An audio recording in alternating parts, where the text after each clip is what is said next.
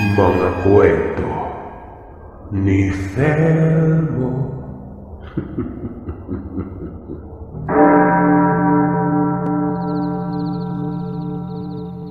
Itago niyo na lamang po ako sa pangalang Ellen. Napasulat ako dahil nais ko rin magbahagi ng kwento.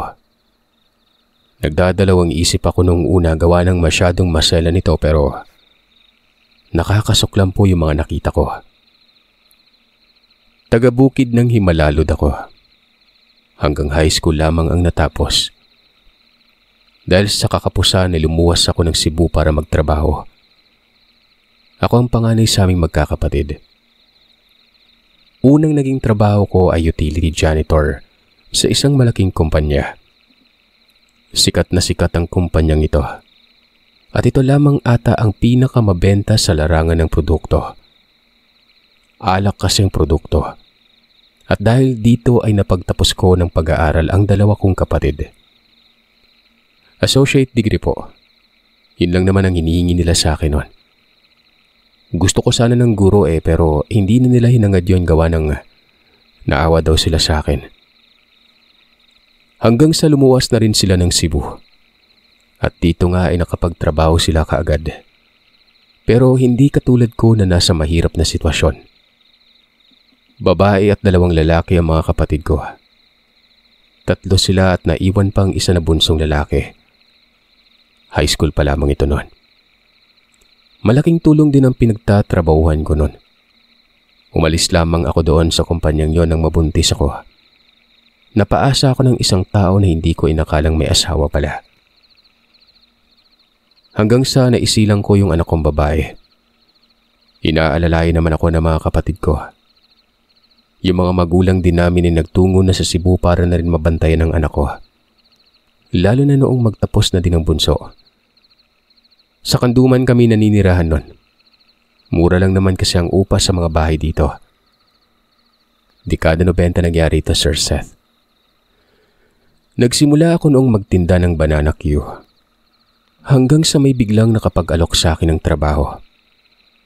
Kasambahay, pero malaki ang sahod nun. Sugi ko lamang din na nagsabi na kaanak naman noong naghahanap ng kasambahay. At yun na nga't nalaman ko ang sweldo ay may kalakihan. Minimum ang sahod. Para bang tinatapatan itong regular na pasahod sa mga panahong yon sa kahit na anong kumpanya. Ang maganda, kasambahay at medyo malapit lang. Hindi ko na lamang babanggitin dito sa kung saan banda. Iniingatan ko din po kasi ang reputasyon ng mga nakatira sa lugar na ito. Basta hindi ito sa Kanduman. Sa kanlurang bahagi ito ng Mandaue. Sabi ko kailan ang pasok. Wika naman ang nag-alok sa akin na isang babae. Sa Lunes umano kung bakante ako. Naniwala talaga ako noon gawa ng ang babaeng ito ay mayaman at mabait pa. Noon pa. Suki ko na ito at talagang galante. Minsan ay pinapakyaw at binibigyan ako ng pera tapos hindi na nagpapasukli nun. Hindi na may pagkakaila na posibleng mabait din itong sinasabi niyang kaanak na naghahanap ng kasambahay. Itago na lamang natin itong suki ko sa pangalang Dolora. Hinatid ako nito pagsapit ng araw ng Lunes nun. Malaki ang bahay. Sa postura pa lang, dama mo ng mayaman ang nakatira. Malamansyon May mataas na bakod ito na lampas tao. Maganda din ang tarangkahan na para bang gawa ng mga banyaga. Sosyal na sosyal yon. Balilooban ng lugar na yon. Pero may sapat na daanan ito na kakasya talaga ang kaliwat kanan na sasakyan. Nung pumasok kami doon sa loob ng bakuran, mas namangha ako. Namamayani doon ang mga tanim na hindi ko mawari kung lokal ba ito o imported. Mga orchids yon. May tila tanim doon na parang gabi ang dahon pero sobrang lalaki. Mas malaki pa ito sa payong. May sasakyan din noon. 2. Ang isa ay classic ang model. Habang ang isa naman ay Honda at mukhang bago pa. Nakabungad sa may pinto ng bahay ang isang babae na maputi at maganda. Sa tingin ko ay nasa edad 40 na ito pero Angat talagang ganda niya. Tingin ko noon ay ito na ang may-ari ng bahay. Nakangiti ito tapos nagtanong kay Dolora kung ako na daw ba umano ang kasambahay. Hindi naman nagsalita itong si Dolora. Tumango. Pagkatapos ay nagpaalam na sa akin na mauuna na siyang umuwi noon. Iniwan lamang ako noon. Nagtaka ako sa reaksyon niya noong tumalikod. Napakabilis niyang maglakad na parabang natatakot noon. Hinayaan ko na lamang ito. Tinawag ako ng babae. Alam na nito ang pangalan ko. Nagpakilala din siya pero itago na lamang natin itong Ma'am Kia. Maganda talaga. Pero kapansin-pansin ang puti nito na parabang hindi normal. Parang hindi nasisinaga ng araw. Pero may ibubuga talaga ito sa rampa na parang artista noon. Tinanong ko siya kung stay in ba ako o stay out. Gawa ng hindi naman nabanggit sa akin ito ni Dolora. Ay naman kay Ma'am Kia. Depende umano sa akin. Pero mas maganda umano kapag stay in. Para hindi na uuwi pa araw-araw. Pwede naman akong umuwi ng isang beses sa isang linggo noon. Pwede bang stay out na lang, ma'am? May anak po kasi ako. Ang tanging sinagot nito ay depende pa rin umano sa akin. Pero kung mag-stay in daw ako noon, mas lalakihan niya ang sahod ko. Dadagdagan niya ng kalahati ang sahod ko noon. Kuminang ang mga mata ko. Kako sa sarili ko, maganda to. Magpapaalam na lamang ako sa nanay ko. Sabi naman ni Ma'am Kia, ang trabaho ko lamang daw doon ay ang maglinis ng bahay. Maglinis lang ng dapat linisin. Ang iba daw kasing gawain ay may nakatoka na. Hindi lang umano ako ang kasambahay doon. Sa loob at labas ng bahay kapag may dapat linisin, linisin umano. Napakasimple lamang ng trabaho ko. Maglinis. Malinis naman na yung paligid doon.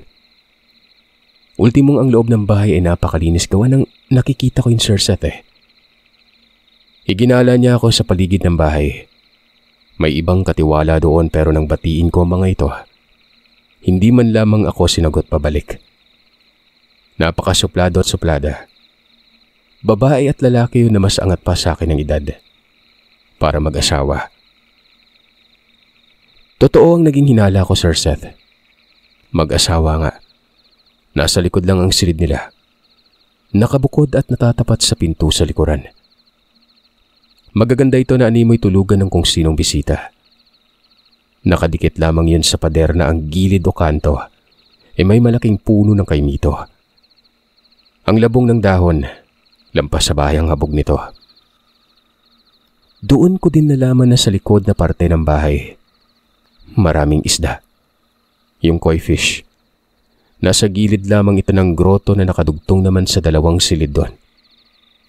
Ayon kay Ma'am Kia, yung nasa tabi umano ng puno ng kaimito ang silid ko. Ipinakita pa ang loob nito sa akin.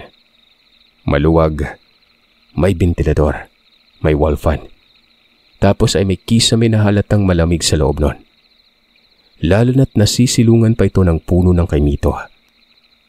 May isang kama at may mga gamit doon na parabang pagmamay-ari ng papalitan kong katiwala. Dahil sa duda kong yon, nagtanong ako kung taga saan ang isang kasambahay na nanatili doon dati.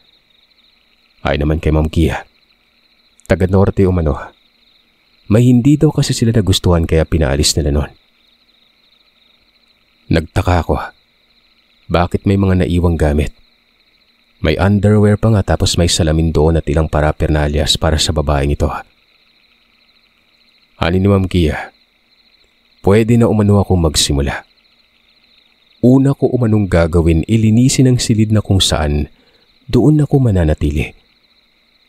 Kapag natapos na ay tawagin ko lang umano siya kasi nga igagala niya ako sa loob ng bahay. Walang ano-anong sinimulan ko na kaagad ang trabaho. May mga paglinis naman doon.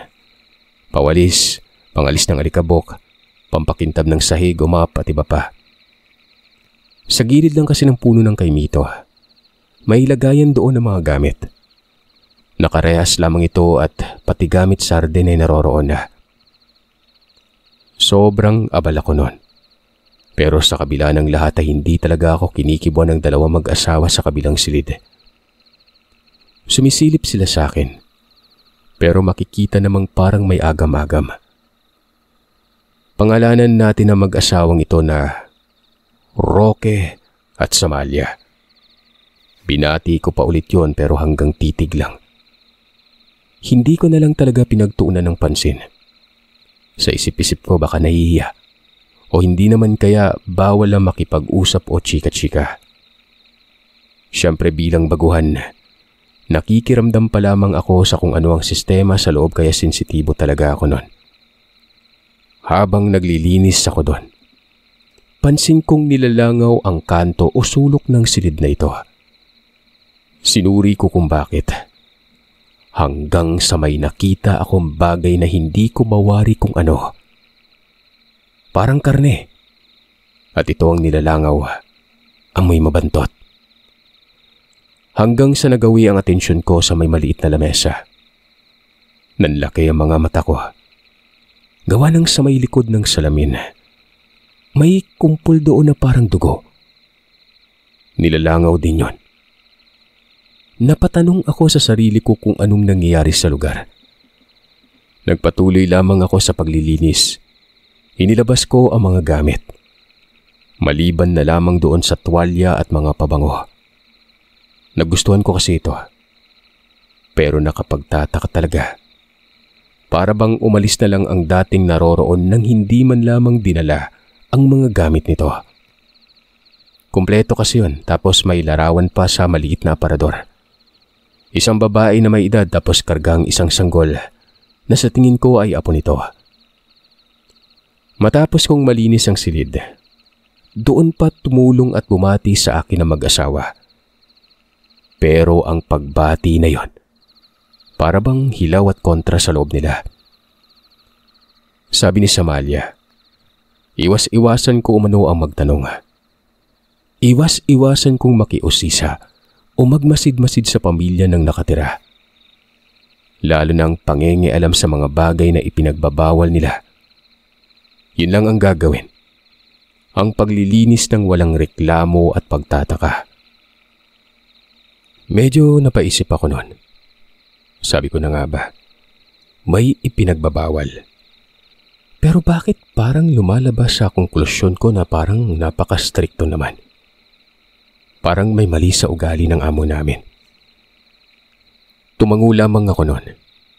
Sabi ko, kung yun na mga batayan at dapat sundin, gagawin ko. Sumabat naman itong si Roque. Ayon dito, kung ano o mano ang mga malalaman at makikita ko sa loob, hanggang dun lang. Huwag ipagsasabi ito sa labas. Kahit sa mismong pamilya ko. Hindi ko daw magugustuhan ang pwedeng mangyari nun. Nagtanong ako kung bakit naman. Natural lang na ipalam ko sa mga kaanakwang kung anong trabaho ko doon. Mag-aalala mga ito kapag nagsawalang kibo ako. Dagdag ko pa, paano kung ipinagsabi ko? Malalaman ba ng amo namin yun hindi naman nila ako nakikita? Pero yung pagtugon noon ni Roque ay siyang nagpagulat at nagpangilabot talaga sa akin. Malalaman naman ng pamilya kapag ginawa ko yon. Kahit wala sila sa akto, malalaman at maralaman pa rin. Sa oras umano na magbago ang pakikitungo ng amo, ibig sabihin nun, ilang araw lang, matutulad umano ako sa naunang kasambahay. Napapamura ako noon sa isip. Napaka-weirdo. Nagtanong ako sa kung ano ba ang nangyayari sa sinundan ko. Ay naman kay Samalia, kaparehas lamang din umano na mga nangyari sa nauna pang kasambahay noon. Mahigit 5 na umano ang nauna at ang 3 dito ay naabutan nila. Sila lamang ang nakatagal doon gawa ng hindi naman sila naglalabas. kung anong mga nakita sa loob ng pangyayari, sa loob lang dapat. Kaya nga pinili na lamang nilang tumira na talaga doon. Napakunot ang mukha ko. Hindi diretso ang sagot ng babae. Ang tanong ko ay kung ano ba ang nangyari sa iba pero kakaibang sagot niya.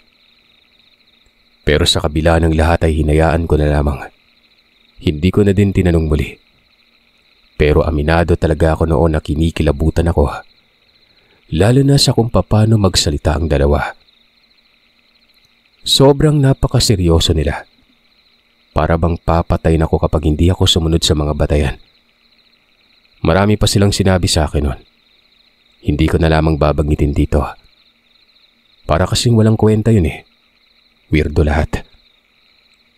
Maya-maya ay biglang natahimik ang dalawa. Pagkatapos ay nagpulasan ito sa magkakaibang direksyon. Nagtaka ko noon. Paglingon ko sa pinto doon sa may likod, napahawak ako sa dibdib ko sa gulat. May nakatayo doon na ubod ng tandang babae. Napakahaba ng buhok nito. Puro uban yon. Sobrang tanda na nito na hindi ko mawari kung bakit nakakatayo pa yun ng maayos. Mistisa, matangos ang ilong. Pero nakakatakot siya sa kung paano tumitig. Parang mangkukulam. Binati ko ito ng magandang umaga. Tumango lamang ito at sinabing kapag natapos na daw ang paglilinis ko noon. Pumasok na umano ako ng bahay at igagala niya ako sa loob. Ay na nga, pumasok ako sa loob nang makatapos na ako. Sobrang ganda ng loob ng bahay. Napakalawak ng sala na may aranya pa na malabitwin sa kinang. Nakabungad pa ito sa mismong gitna ng sala. May isang silid sa baba. Malaking kusina at naroroon na rin ang hapagkainan. Pero may hiwalay na malaking lamesa sa loob na napapalibutan ng mga upuang antigo. Katabi lamang ito ng hapagkainan. Ang nakaharang lamang ay dibisyon na decoratives. Kulay ubi ang decoratives nun. Tapos ang parting yon ay may malaking salamin na makikita naman ang magandang hardin. Napapaisip ako, baka conference area ito. Nakasunod lamang ako sa matanda. Wala itong kakibo-kibo. Kung saan siya tutungo at hihinto. Naroroon din ako nun. Animoy ipinapakita niya lang sa akin ang loob ng walang palipaliwanag. Kung sa bagay tagalinis lang naman ako. Pero hinahanap ko si Ma'am Kia. Gawa ng hindi ko siya nakikita nun. Kami lang noong babaeng matanda doon na para bang nanay ito ni Ma'am Kia. Bagamat parang bruha tingnan, kawangis niya si Ma'am Kia nun. Hanggang sa may napansin akong dalawang tao sa may itaas. Lalaki at babae. Parang kambal. Magkaparehas kasi sila ng mukha sa kabila ng pagkakaiba nila ng kasarian. Sabi ko sa sarili ko, baka mga anak ito ni Ma'am Kia. Nakadungaw yun sa ubod na gandang railing sa itaas.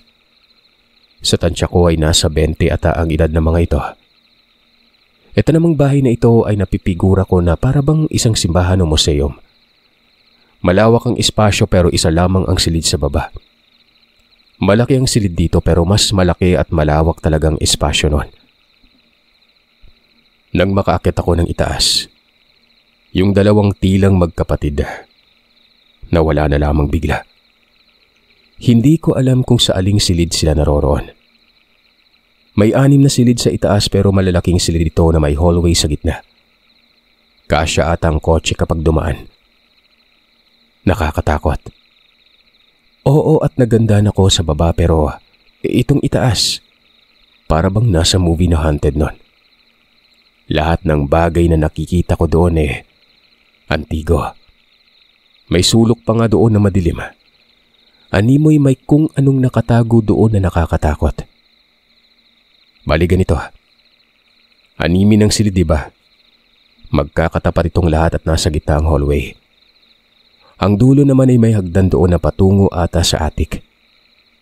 Medyo madilim sa dulo. Tapos itong hagdan pababa ng sala, nasa gilid ng bulwagan. Ang ibig kong sabihin ay sa gilid lamang ng main door.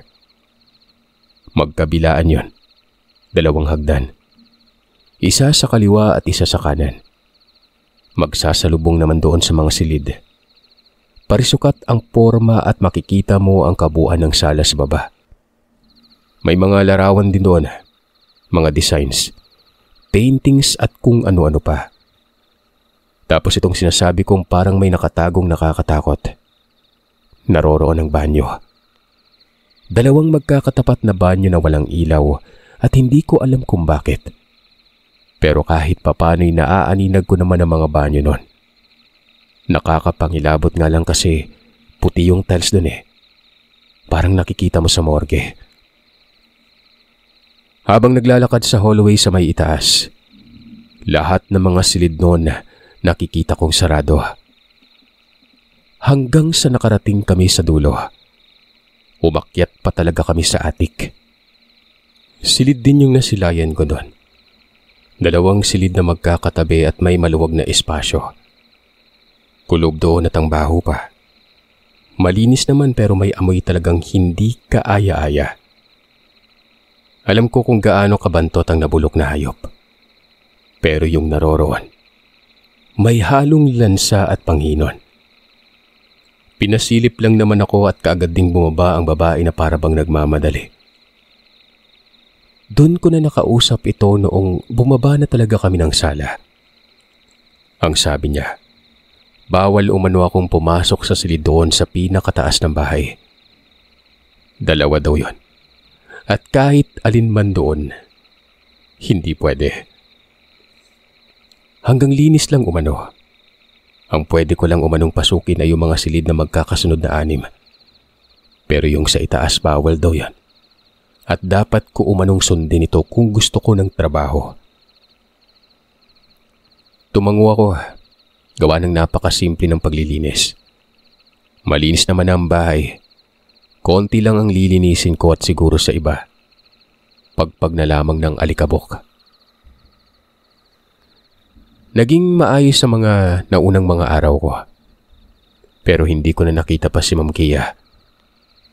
Natanong ko naman itong mag-asawa doon pero hindi ako sinasagot patungkol dito. Ang sabi ni Samalia, tandaan umano ang mga paalala nila na huwag mapang-usisa. Trabaho lamang umano ang gagawin ko at walang iba. Kung ano ang hindi ko nagugustuhan, huwag pansinin para tumagal sa trabaho. Pinabagabag na talaga ako nun, pero wala akong magawa. Hanggang sa may napadalaw na tao, nakakotse, hanggang doon lang sa gate. Ako ang nakabukas nito kung kaya ako ang unang nakabungad. Nagtanong ako sa kung anong sadya. Ay naman sa lalaki, ang mga magulang niya umano. Hindi ko namamalaya noon na nasa likuran ko na pala si Samalia. Pasimple lamang itong tumango sa akin. Dumaan sa kiliran ko at may inabot na sobre doon sa lalaking yon. Nakita ko ang laman dahil tiningnan ito ng lalaki. Ganoon na lamang ang panlalaki ng mga mata ko. Pera. Maraming pera. Sabi pa ni Samalia ay gamitin daw ito sa pag-aaral kasama ng mga kapatid ng lalaking ito. Napapailing na lamang ako nun, Sir Seth. Mabilis ko kasing naiisip noon na may malaking sahod pala itong dalawa. Sosyal pang tingnan ng lalaki na nakakotse na Mitsubishi nun. Anak yon na mag-asawang katiwala.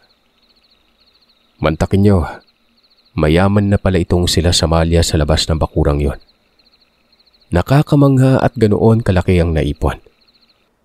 Pero nakabuntot pa rin sa mangmangkong diwa ang kung ano ba talaga itong pamilya nitong pinagtatrabahuhan ko noon. Pagsapit ng Sabado, inabutan na ako ng sahod. Lingguhan pala yung sahod noon. Nagulat ako gawa ng ang inabot sa akin ay para na sa 1 buwan na trabaho. Pero sinabi sa akin ng matandang babae na yun umano ang sahod kada 1 linggo. Tuwang-tuwa ako na para bang gusto ko pang yakapin ng matanda. Pero umalis ka agad ito. Walang lingon-lingon ito nang magpasalamat ako. Yun bang wala siyang pake sa awit ng diwa ko noon. Uuwi sana ako kinabukasan. Naghahanda na ako noon pagsapit ng gabi. Pero bigla namang nagpakita itong si Ma'am Kia. Wag na lamang daw akong uuwi noon gawa ng naipagpaalam na daw ako sa sarili kong pamilya. Binigyan pa nga umano ng pera ang nanay ko at sinabihan sila nanay na masaya umano ang mga amo na naging kasambahay ako gawa ng napakabait ko. Hindi ako nakapagsalita. Para bang gusto kong sumabat pero natatakot ako gawa ng iba ang titig ni Ma'am Kia noon. Saglit lang naman yun na nagpatigil din ang ginagawa kong paghahanda. Namimiss ko na noon ang anak ko. Sakripisyo kapag umuwi ako kasi baka maggalit at hindi na ako pabalikin pa. Nanghihinayang din ako noon sa pasahod na higit pa sa nagtatrabaho sa malalaking kumpanya. 4 na beses ang sahod sa isang buwan. Ang isang linggo ay katumbas ng isang buwan. 4 na beses na pinagsama ang minimum wage noon. Sobrang laki na nito na animoy nalampasan ko pang sahod ng isang guro. Pinili kong manatili. Iniisip ko na lamang noon ang kinabukasan ng anak ko. Makakatulong pa ako sa mga magulang ko. Wala man akong mapagsabihan sa problema ko pero ayos naman ang lahat.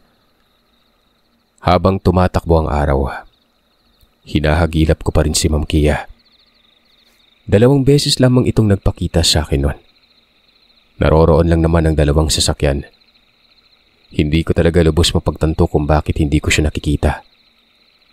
Nalibot ko na ang kabuuan ng bahay pero wala talaga siya. Naisip ko nga na baka sa ibang tirahan ito nakatira.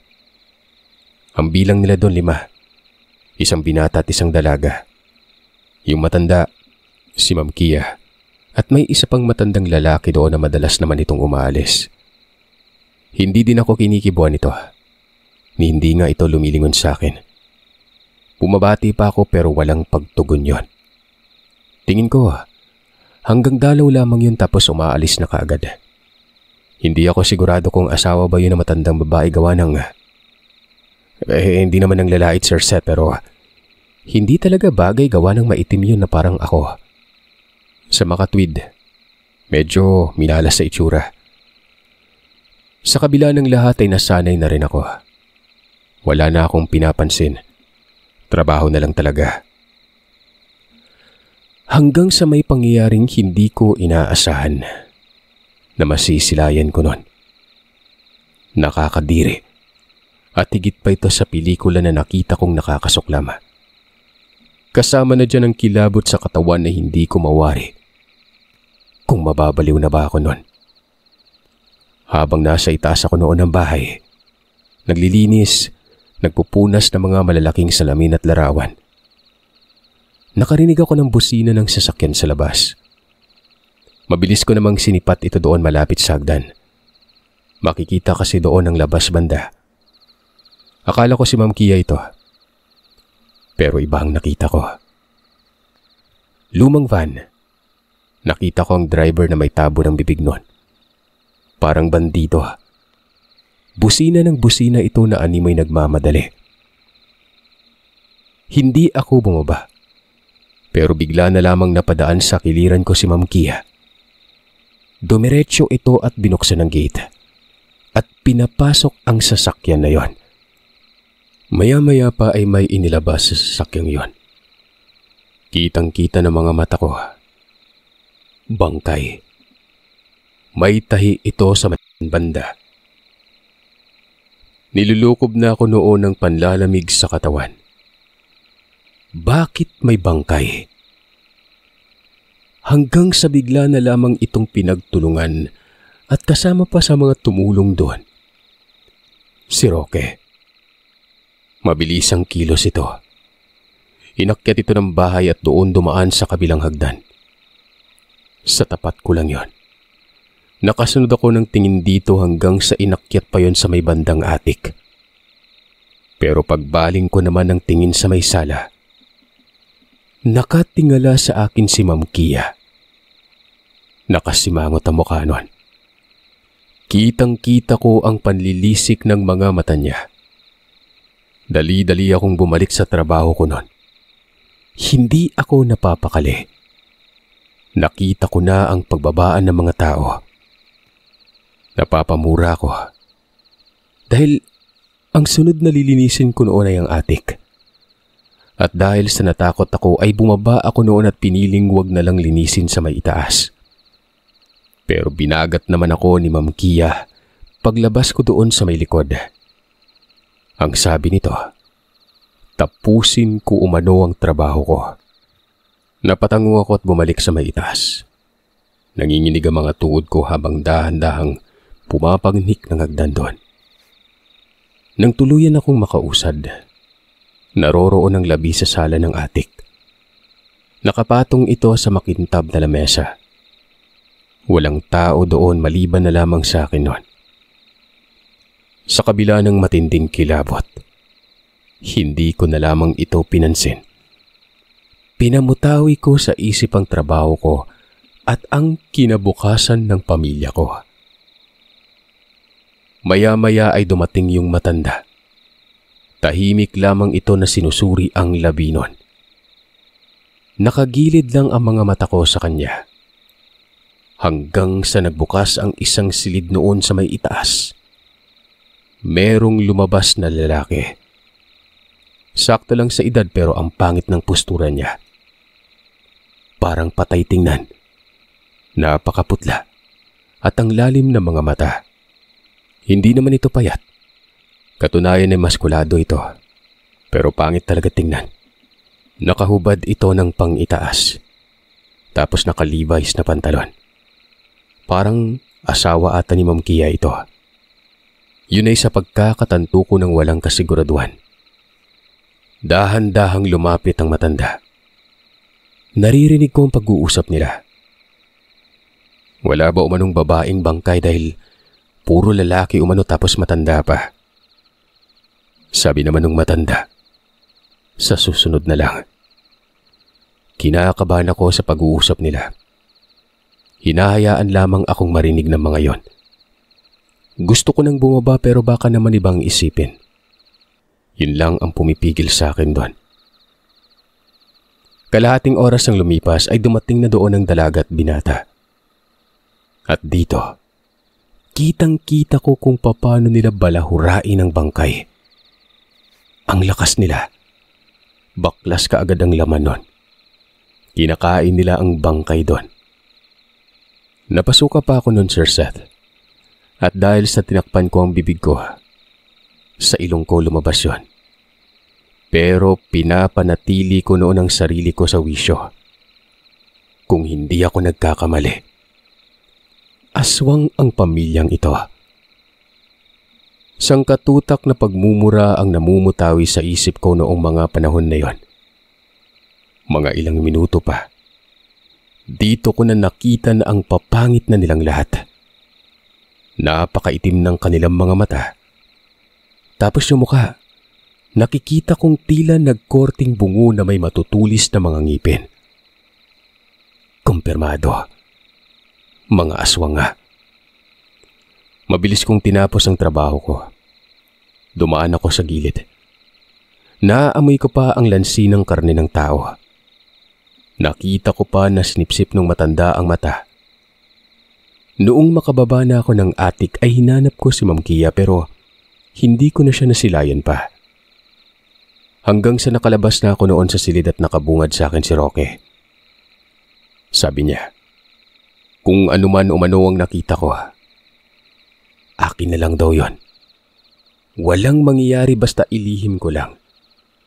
Pero kapag nagkamali ako, magiging pulutan ako ng mga nakatira sa bahay. Doon ko palang napagtanto ang nangyari sa mga sinundan ko. Takot na takot ako, pero pinilit kong pakalmahin ang sarili. Nung nasa silid na ako, nailalarawan ko sa isip kong nangyari sa sinundan ko noon. Siguro, pinasok yun sa silid tapos doon kinain ng buhay. Ito lang yung batay sa mga bakas na nakita kong nalinis ko sa unang salta ko sa silid na yun eh. Parang bangungot yun, Sir Seth. Kahit nakadilat ang mga mata ko. Hindi ko maalis-alis sa diwa ko ang mga natunghayan ko noon. Idagdag pa dyan ang takot na pwedeng kakahantungan ko. Para bang wala na akong mapagpipilian kung hindi ang sumakay na rin sa nakakasuklam na yun na kagaya ng ginawa ng mag-asawa sa kabilang kwarto. Nalalarawan ko na rin sa isipan ko ang mangyari sa akin, lalo na sa sariling pamilya. Sa mga sumunod na araw ay hindi talaga ako nagpapakita ng mga kakaibang kinikilos. Nagmistula na akong robot na walang ginawa kung hindi ang gawin ng araw-araw na gawain ng walang kausap noon. May mga pagkakataon na may inihahatid na labi pero tapos ko ng trabaho ko nito. Na siya namang ipinagpapasalamat ko gawa ng hindi ko talaga makikita ang ginagawa nila noon. At hanggang sa mga puntong yon, hinahanap ko pa rin si Ma'am Kia. Nagpapakita ito pero naglalaho kaagad. Hindi ko naman napapansin na lumalabas ng tarangkahan yon. Alam ko sa sarili ko na naroon lang talaga siya sa bahay. Naisip ko tuloy na baka nasa silid dito doon sa may attic pero malaking katanungan kung naroroon nga ba. Gawa noong nakita ko ang karumal-dumal na tagpong yon. Naroroon naman si Ma'am Kia sa may sala. Hindi ko nakitang umakyat ito. Basta lang siya biglang lilitaw. Tapos kakausapin ako ng saglit at papasok na ng bahay nun. Pero kapag hinahanap ko naman wala akong Ma'am Kia na nakikita. Ang madalas kong makita doon ay yung matanda. Yung isang lalaki naman na wari ito ang asawa ni Ma'am Kia. Nakita ko nang lumabas yon. Napakabaho niya. Sobra. Amoy kilikili na may kasamang amoy lansa.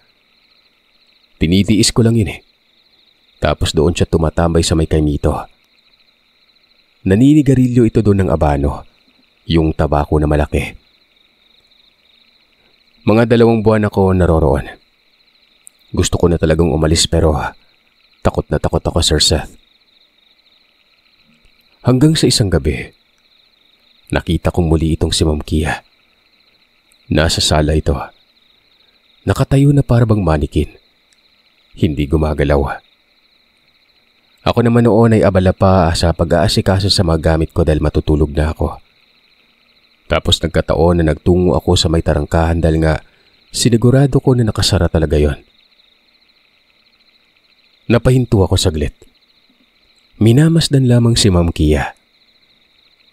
Hanggang sa ganoon na lamang ang panlalaki ng mga mata ko. Dahil noong magsimulang kumilos ito at patungo pa sa akin, nagbago ang mukha niya. Naging kamukha ito ng matanda. Hindi talaga ako nun makapaniwala. Dali-dali akong umalis pero tinawag niyang pangalan ko doon sa may bulwagan. Tapos yung pagkakatawag pa nito, tunog galit. Bumalik ako kaagad. Nakayuko lamang ang ulo ko pero para nang hinahatak ang sikmura ko sa tindi ng nerbiyos. Bungad nito sa akin. Ang mga batayan umano ay dapat sundin. Trabaho kong trabaho ang sadya. Kung sa tingin ko umano noon ay may hindi ako nagugustuhan, malaya daw akong umalis. Pero siguraduhin mo lang na hindi kita matatagpuan. Dahil may gagawin talaga ako sa'yo. Kung hindi naman kaya, magpatiwakal ka na lang para unahan ng kamatayan. Wika niya. Napalunok talaga ako ng laway noon at nagpaliwanag. Sabi ko hindi ko maiwasang magtaka. Naninibago ako sa mga nakita ko. Lalo na yung mga hindi talaga kaaya-aya. Pero nilinaw ko sa kanya na sa akin lang lahat yon. Sadyang hindi lang maiwasan ng magtaka katulad din ng nakita ko sa kanya. Na siya at si Ma'am Kia ay isa lang. Pagkatapos kong maihayag yon ay humingi ako ng tawad pero sana naman intindi ng kalagayan ko dahil hindi talaga maiiwasan ng mabagabag sa mga bagay na bago pa lang sa akin. Doon naging mahinahon ng boses ng matanda. Lumapit ito sa akin tapos pinakalma niya ako. Matapang daw ako. pero alam niya na tapat daw ako noon. Ipagpasensya na rin umano ang mga nabitawan niyang banta. Natural lang din umano sa kanila roon na mag-ingat at hindi na daw sa aking kaila kung ano man yung iniingatan nila noon. Sana umano'y maintindihan ko siya. Maintindihan ng kaibahan nila sa mga normal na tao. Mahirap din umano ang sitwasyon nila. Kung takot umano ang mga tao sa kanila, mas takot sila sa mga tao noon. Sa mga puntong yun ay nalubag ang loob ko. Yung tipong gumaan yung pakiramdam ko. Nagpatuloy sa pagsasalita ang matanda. Pagkakatiwalaan daw nila ako ng lubos. Sa akin umano nakataya ang buhay nila. Magpapatulong si Ma'am Kia sa pagtago sa kung sino sila. Gagawin daw nila akong mayora sa mga katiwala.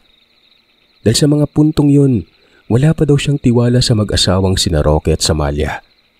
At ako lamang umano ang kumausap sa kanya ng buong loob noon.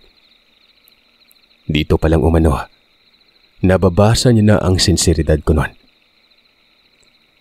Sabi ko naman ayos lang na tagalinis ako. Pero iginiit ni Ma'am Kia na hindi na ako tagalinis noon kung hindi magiging bahagi na umano ako ng pamilya nila. Bukas ang lahat ng silid para sa akin. Mag-hire daw sila noon ng bagong tagalinis. Nangyari na rin na wala naman silang ibang tagapagmana ng ari-arian posible umanong ako ang maging tagapagmana noon. Lalo na kapag namatay na silang lahat dahil nga sa banta sa paligid. Bukas daw, ako ang pahahanapin niya ng bagong tagalinis. At ang silid umano na nasa ibaba, doon na ako mananatili noon. Ito yung silid na nasa gilid ng kusina banda. Huwag daw siyang tanggihan, Sir Seth, gawa ng magtatampo siya. Ano pa bang gagawin ko, di ba nga? Sasang-ayon na lang talaga. Yun na nga ang nangyari. Walang ano-anong pinuntahan ko ang silid na yon. Binigay sa akin ang susi. Akin na umano ang silid na ito. Panghabang buhay. Iniwan niya na ako matapos kong buksan ang silid na yon. Namangha ako sa kung anong laman. Malaking espasyo na may magaganang gamit na antigo. Napakalaking higaan doon na may kutsyon na king size. Unang beses kong pumasok sa silid na ito, pinayagan akong pasukin ang mga silid sa itaas, maliban na lang dun sa nasa atik. Pero itong nasa ibaba, hindi talaga yun pinapagalaw dahil nga may inaantay daw na bisita itong si Ma'am Kia. Tingin ko nga nun isang importanteng tao Gawa na yung silid na yun lang ang pinakamaganda sa lahat. Halong tuwa at takot ang nararamdaman ko na mga panahon na ito. Ipagpalagay na lamang natin na hindi ako tagalinis pero makikita ko pa rin ang pinaggagawa nila. Posible yun, lalo na kapag naaktuhan ko talaga. Hanggang sa nakaisip ako ng paraan. Sabi ko hindi na lamang ako lalabas doon. Lalabas na lang ako kapag gagala ako sa buong bahay. Di ba nga, mayora na. Kinabukasan ay inilipat ko na mga gamit ko doon. Tapos noong matapos na, tinawag ako ni Ma'am Kia. Nasaan yung maganda ito? Hindi matanda. Nakangisi ito at sinabing wag na lang daw pansinin ang pagbabago niya ng itsura. Ang totoong figura niya talaga ay ang matanda nun. Maging yung lalaki na lumabas umano sa silid doon sa atik. Matanda na yon. Asawa niya. Ito namang dalawang kambal ay may edad na mga ito. Nagpapanggap lamang na ganun ang itsura para na rin iwas sa banta nun. Mga anak nila mga ito. Hindi apo. Sa makatwid, Sir Seth, 4 lang pala sila doon. Yung maitim, posibleng asset lamang yon. Nagpaalam na ako na aalis na ako. Tumango si Ma'am. Ay na nga, unang beses akong nakalabas ng lugar. Para bang bilanggo na nakakita ng kabias na nun. Nakakapanibago. Nakakakita na akong muli ng maraming tao at sasakyan. Una kong pinuntahan ay si Dolora. Nakausap ko ito. Mantakin niyo. Siya pala daw ang pinagkatiwalaan dati at ito ang inaantay ng pamilya na bumalik. Para bang nabuhayan ako ng loob nun kasi nga, malaya si Dolora eh. Nakaalis siya doon nang wala man lamang nangyari sa kanya. Tinanong ko siya kung paanong nangyari yon. Ayon kay Dolora, sa oras umano na magtiwala ang aswang sa isang tao, may isang salita ito. Yung taong pinagkakatiwalaan, walang mangyayaring hindi maganda. Yan ay kung mapapanatili ang sekreto ng pamilya. Yun ang ginawa niya. Kaya sa mga puntong yon, buhay pa siya.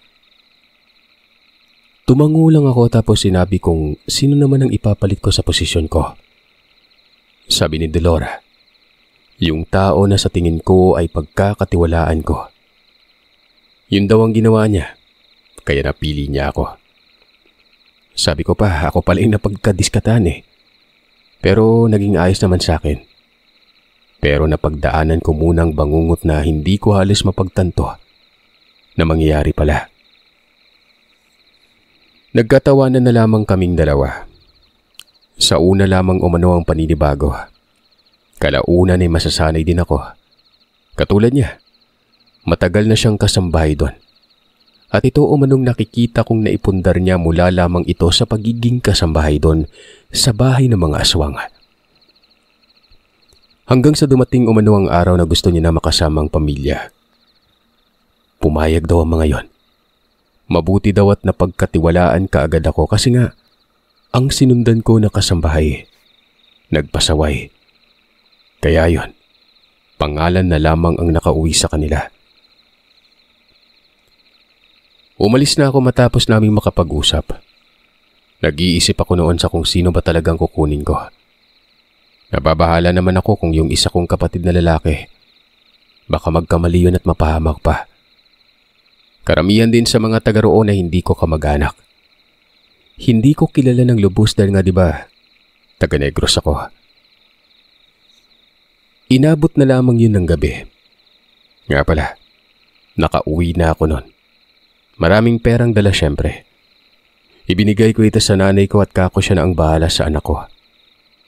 Nagtanong pa ito kung ano ba daw ang trabaho ko kasi nga ang dami ko umanong pera. Sabi ko bantay ng bahay. Itong kapatid ko na si Rick, hindi niya totoong pangalan. Nagkaroon ng interes nun. Ito din yung naiisip ko kasi nga bukod sa mabait talagang sincero ito. Yung babae ko kasing kapatid medyo marites ang bunganga. Tapos lakotsera. Mabait naman pero sa ganong estado talagang mayayari siya dahil madadala niya talagang ugaling yun sa bahay na yon. Hindi ako kaagad tumugon kay Rick. Sabi ko lang wag siya. Mahirap ang trabaho. Pero ginigiit niyang gusto niya nun. Kung naghahanap daw ako ng kasambahay, siya na lang. Total paglinis lang naman ang atupagin. Ate Ellen, sige na. Pangako, magpapakabait ako. Hindi, wag, iba na lang. Sige ka kapag hindi pupuntahan kita doon. Dito ay medyo nabahala ako nun. Kasi itong kapatid ko may isang salita din ito eh. Kapag sinabi niya ay gagawin niya talaga. Kami lang naman ang nag-uusap noon sa kusina kaya walang nakakarinig na iba. Sabi ko pumapayag ako pero sa isang kondisyon. Ano mang malalaman niya doon ay sa kanya lang. Pumayag ito, Sir Seth. Malalim na gabi na kaming nakarating doon sa malaking bahay. Bukas ang tarangkahan. Pagkapasok namin sa loob ay nakabungad si Ma'am Kia sa anyong maganda. Walang ano-ano namang sinabi ko sa kanya na wala akong mapagkakatiwalaang iba, kundi ang kapatid ko lang. At ito na ang nakikita ni Ma'am Kia noon. Ngumiti na tila ba tuwang-tuwa si Ma'am Kia. Alam mo yung parang yayakapin pa ako nito. Wala namang nangyaring pag-uusap. Dinala ko si Rick sa magiging silid niya. Doon ko pa sinabi kay Rick ang lahat kung bakit kinakailangan maglihim noon. Nagulat siya. Takot na takot. Aayaw sana, aalis na pero nagmakaawa ako sa kanya. Na ang gagawin ay para sa amin at pinaintindi ko din na may hindi magandang mangyayari sa kanya. Maya-maya biglang dumating si Ma'am Kia. Malumanay na nagwika ito ng, "Iho, ayos lang na umalis ka pero wag mo lang ipagsabi ang mga sinabi ng ate mo. Maawa ka sa sarili mo. Pero kung ako sa'yo, kung gusto mong gumaan ang buhay mo, dito ako magtatrabaho. Paglilinis lang yung gagawin mo. Nga pala, yung mga nakita mong labi, Ellen, mga labi yun na wala nang kumubra dito sa punerarya. Imbis na ilibing na lang, yun na lang ang kinakain namin. Para na rin mas maging malinaw sa iyong lahat." Ate, sigurado ba tayo dito? Kala ko pa naman maganda eh." Ikaw talaga. Huwag kang matakot kasi. Tsaka kapag may dumating na labi sa silid ka lang muna. Huwag ka na magpapakita sa taas kasi nga may masisilayan ka doon na hindi kakayanin ng sikmura mo. Sabi ko sa kapatid ko. Tumawa si Ma'am Kia. Tama daw ako. Pwede namang gawin ni Rick yun. Inamin niya talagang aswang sila. Isang uri ng aswang na kumakain talaga ng karne. Uri sila ng busaw na may marangyang buhay. Ang nagpapahaba ng buhay nila, karne ng tao. Pero ayaw nila ng mga buhay talaga na tao dahil nga yun naman ang prinsipyo nila. Mga patay lang na walang nagkiklaim o mga kriminal. Pinapatugis nilang kriminal doon sa isang pinagkakatiwalaan nila sa labas. Ito yung lalaking maitim na laging dumadalaw. Sabi ko na nga ba, asset nila yon. Ay na ngang nangyari at napapayag ko din si Rick. Nagtrabaho ito doon. Ito namang pamilya makalipas ng ilang buwan ay hindi ko na nakikita sa kanila na may inihatid na labi at tinadala sa may taas. 3 beses sa isang buwan dapat yon. Hindi ko alam kung anong nangyari. Hindi na rin weirdo ang pamilya. Lumalabas sa mga ito. Nanibago talaga ako. Kaya dahil dito'y napatanong ako nun. Hanggang sa natuklasan kong hayop ang kinakain nila. Hayop na lang para daw hindi daw kami doon mabahala. Unggoy, baboy at kung ano-ano pa. Hindi man umano hahaba ang buhay nila pero sapat na umano yon. Para mamuhay sila na parang tao. Sobrang tuwa ko nun, Sir Seth. Yun nga, mag-asawa na sina Rocky at Samalia itong tuwa din. Para bang nabunutan ng tinik sa lalamunan ng mga ito. Hindi ko talaga alam kung bakit nagkaganon pero hinala ko. Nagbago o napag-usapan nilang baguhin ang buhay nila. Siguro gusto nilang lumaya nun eh. Sa maniwala man kayo o sa hindi. Pumanaw po si Ma'am Kia. Kasabay ng asawa niya. 3 taon na kaming naninilbihan nun. Natagpuan ang labi sa bukid banda.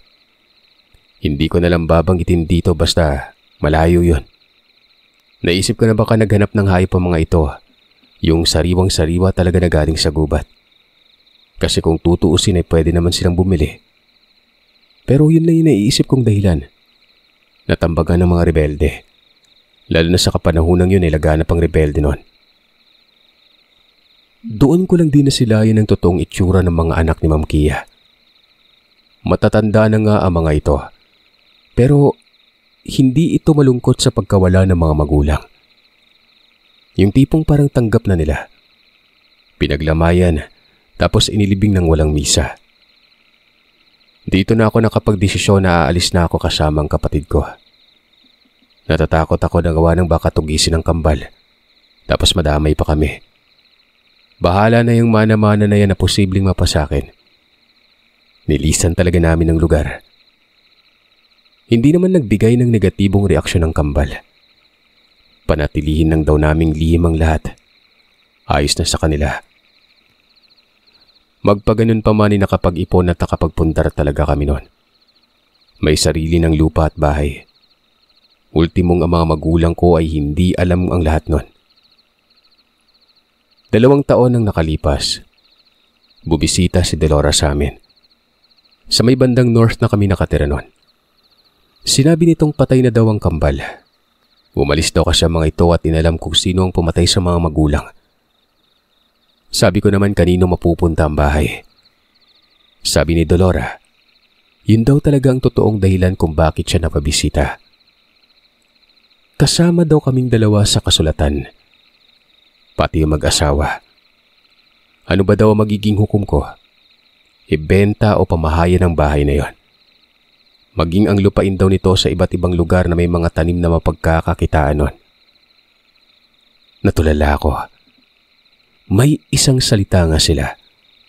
Totoo ang sinabi ni Ma'am Kia nun. Pero sinabi ko na si Dolora na ang bahala. Kung ibebenta niya ayos lang. Kahit hindi pa ako bahagian nun. Saglit ang pag-uusap namin at umalis na si Dolora. Bumalik siya makalipas ang 1 taon at may pinapirmahan lang na dokumento. Affidavit at acceptance ito sa lupa at ari-arian na siya namang pamamahalaan ni Dolora nun. Magiging presidente siya sa lupain pero kasama kami sa may-ari. Siya lang ang mamamahala. Sang-ayon naman umano ang mag-asawang sina Rocky at Samalia. Ayun na nga, bagamat may bahagi ako sa ari-ariang yon pero ni minsan ay hindi ako tumanggap ng kita. Sinabi ko ito kay Dolora. Sabi ko, balang araw na lang. Hindi ibinenta ni Dolora ang mga lupain. Yun lang lupain na kinatitirikan ng bahay. Pero pinag-iba niya muna ito. Para na rin burahin sa isip ang kasaysayan ng mga naganap doon. Mula nang naging kasambahay ako sa bahay ng mga aswang.